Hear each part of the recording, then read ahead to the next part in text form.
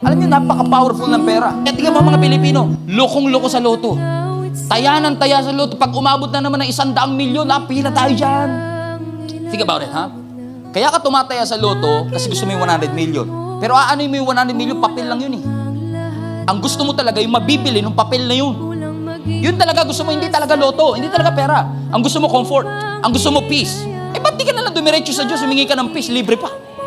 Makikilala mo talaga ang isang tao pagdating sa pera. Marami magkaibigan, nagkatrayduran dahil sa pera. Nagkaonsehan dahil sa pera. Marami mag-asawa, nag-divorce because of money.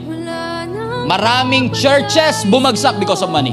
Because money is a great servant, but it is a terrible master.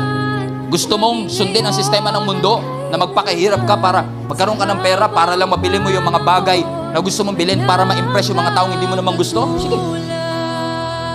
Go ahead.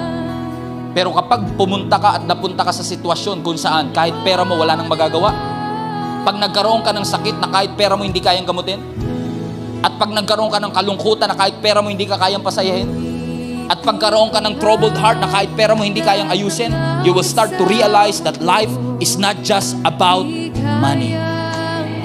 You need God.